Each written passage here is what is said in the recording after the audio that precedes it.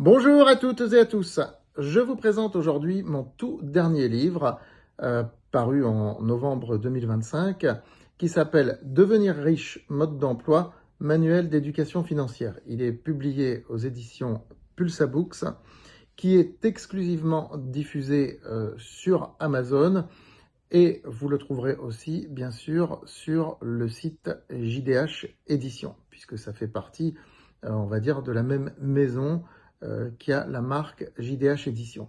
Voilà, donc c'est mon tout dernier ouvrage. Je préfère le dire dès le départ où vous pouvez le trouver, comme ça vous n'allez pas aller le chercher sur la FNAC ou autre, parce qu'il n'y est pas. Alors, ce qui est très important euh, dans cette couverture, c'est manuel d'éducation financière. Parce que c'est l'éducation financière qui permet d'aller avoir accès à la richesse. Alors déjà, qu'est-ce que c'est que devenir riche? Je m'en tiens à la définition de l'Observatoire des inégalités, qui considère qu'être riche, c'est gagner plus de 3 700 € par mois, c'est-à-dire 2 fois le salaire médian pour un célibataire et à peu près plus de 6 000 par mois pour un couple. C'est aussi avoir plus de 370 000 € de patrimoine net de crédit. Bon, donc vous allez me dire, c'est pas très ambitieux. C'est pour ça aussi que quand on me pose la question, on me l'a pas encore posée, mais je sais qu'elle va venir. Quelle légitimité est-ce que tu as pour écrire un livre sur devenir riche? Est-ce que tu as des millions sur ton compte en banque, etc.? Non, je n'ai pas des millions sur mon compte en banque, j'en suis loin. Mais effectivement, si je prends les critères de l'Observatoire des inégalités que j'ai cités, évidemment, je suis dans ces critères-là. Donc, ça me donne la légitimité pour écrire ce livre.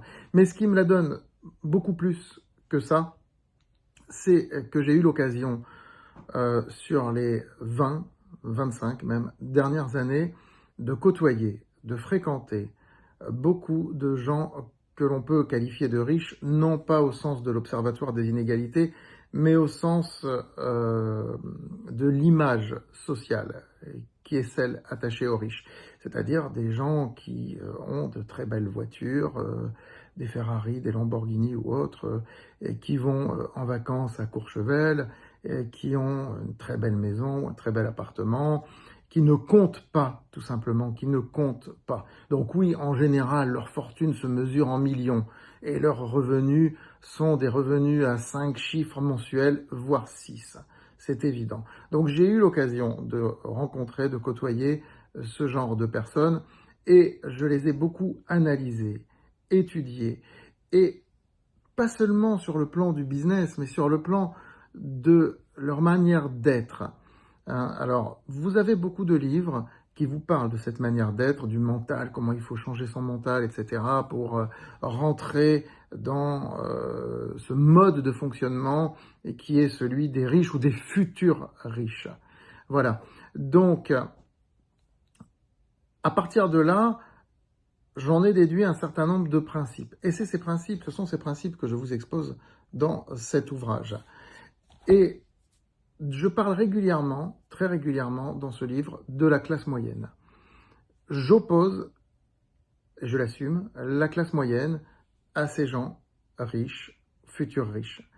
Tous ceux que je connais, tous ceux que j'ai fréquentés sont issus de la classe moyenne. Donc, lorsque je dis ça, ce n'est pas pour taper sur la classe moyenne.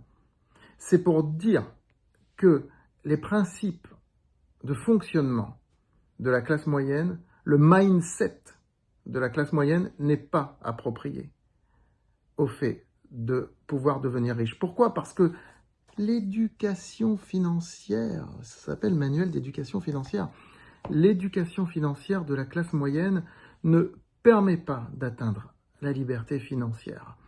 Alors, pourquoi? Je l'explique dans le livre. En quelques mots, je vais vous dire quelques pistes ici, mais il faut lire le livre pour bien comprendre. La classe moyenne a tendance à compartimenter, à tout compartimenter. Il y a les amis d'un côté, il y a la famille de l'autre côté, il y a les loisirs d'un côté, et il y a le sport d'un autre côté, il y a les vacances où on doit déconnecter, où on doit ne penser à rien, se détendre. Ce mode de fonctionnement est profondément, profondément incompatible avec l'atteinte de la liberté financière. Ça, c'est clair et net. Autre exemple, la classe moyenne est très réfractaire à la bourse, en général. En France, je parle. En France. Je ne parle pas de la classe moyenne américaine, hein, entendons-nous bien, ni brésilienne, je parle de la classe moyenne française. Très réfractaire à la bourse. Et ça, c'est un tort énorme. Donc, je ne vais pas vous faire... Ce n'est pas un livre qui parle de la bourse. On en parle, bien sûr. Il y a des chapitres consacrés à la bourse, mais c'est dans un tout. Si vous voulez, quand je parle de la bourse, c'est par rapport à un ensemble de choses qu'il faut débloquer pour espérer atteindre la liberté financière. Parce que la bourse n'est pas le seul vecteur pour cela, mais c'est un vecteur indispensable.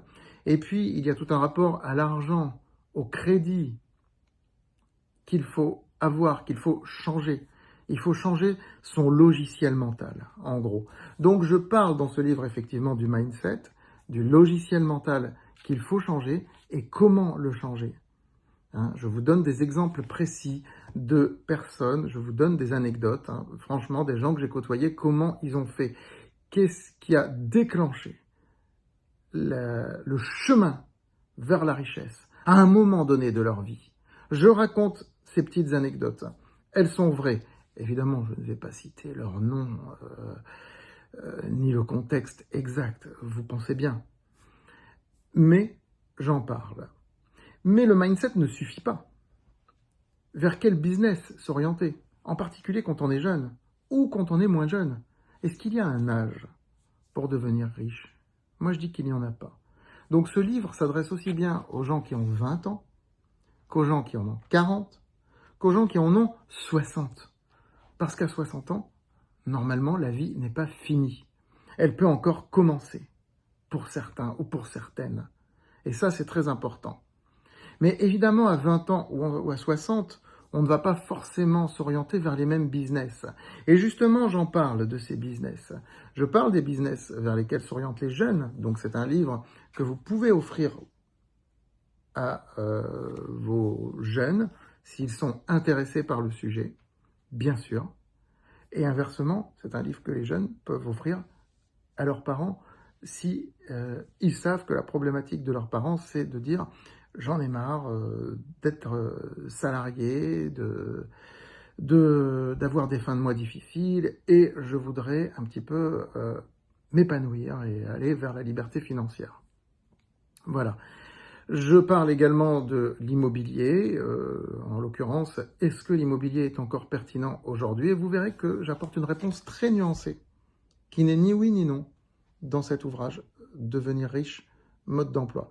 Voilà, donc c'est un livre qui est à 12,95 €, que vous trouvez également en e-book, qui est sur le Kindle aussi d'Amazon. Donc pour ceux qui ont un abonnement Kindle, vous pouvez y avoir accès. C'est un livre qui se lit assez facilement, qui fait 124 pages environ, avec à la fin un petit test, avec des annexes qui sont très intéressantes. Bref, c'est complètement différent des autres livres que vous trouverez sur le sujet. C'est normal, puisque ce type de livres sont des livres très personnels. Ce sont vraiment des livres d'auteur. Je ne répète pas dans ce livre ce qui a été dit 50 fois, 100 fois, 200 fois dans d'autres bouquins que vous trouverez sur le marché. C'est ce que j'ai observé.